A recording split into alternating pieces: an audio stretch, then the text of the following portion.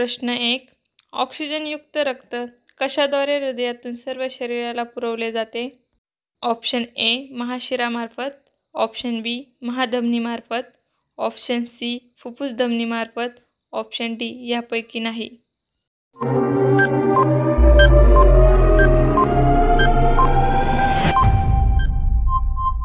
आपलं उत्तर आहे ऑप्शन बी महाधमनीमार्फत. प्रश्न 2.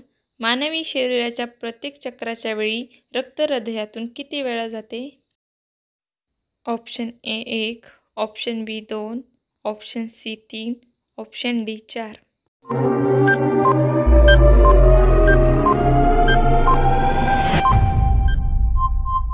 आपलं उत्तर आहे ऑप्शन बी 2. प्रश्न 3. रक्त गोठण्याच्या क्रियेत फायब्रिनोजचे रूपांतर कशामुळे होते? ऑप्शन ए रक्तरस, ऑप्शन बी पाणी, option C fibrin, option D पेशीरस.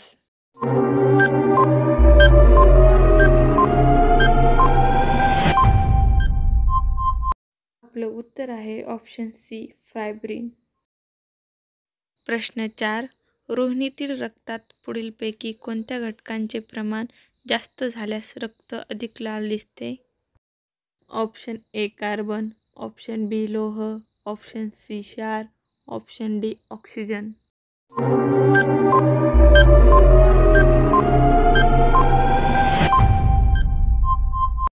आपलं उत्तर आहे ऑप्शन बी लोह. प्रश्न 5. शरीराच्या सर्व भागातील रक्त हृदयाकडे वाहून आणणाऱ्या रक्तवाहिन्यांना काय म्हणतात? ऑप्शन ए धमनी, ऑप्शन बी रक्तकेशिका, ऑप्शन सी केशिका वाहिनी, ऑप्शन डी शिरा.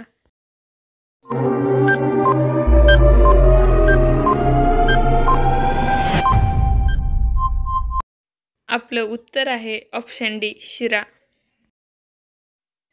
प्रश्न 6. मानवाच्या शरीरावरील केस व नखे कशाने बनलेली असतात? ऑप्शन ए प्रथिने, ऑप्शन बी स्निग्ध, ऑप्शन सी कार्बोदके, ऑप्शन डी यापैकी नाही.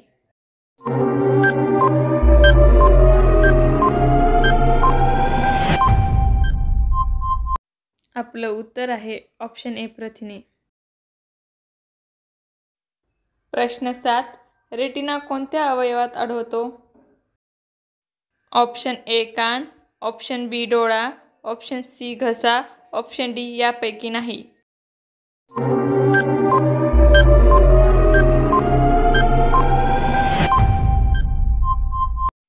आपलं उत्तर आहे ऑप्शन बी डोळा. प्रश्न 8. मानवी शरीरातील कोणत्या पेशींना संरक्षण पेशी असे म्हणतात? ऑप्शन ए पांढऱ्या रक्तपेशी, ऑप्शन बी लाल रक्तपेशी, ऑप्शन सी तांबड्या रक्तपेशी, ऑप्शन डी यापैकी नाही.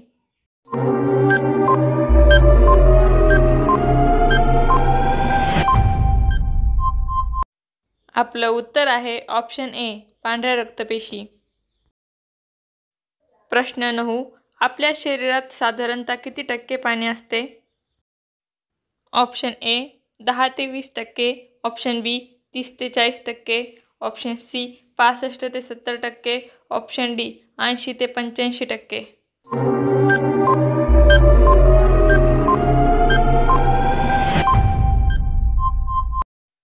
आपलं उत्तर आहे ऑप्शन सी 65 ते 70%. प्रश्न 10. एखादा व्यक्ती एकदा रक्तदान केल्यानंतर किती दिवसांनी रक्तदान करू शकते? ऑप्शन ए 15 दिवसांनी, ऑप्शन बी 1 महिने, ऑप्शन सी 2 महिने, ऑप्शन डी 3 महिने.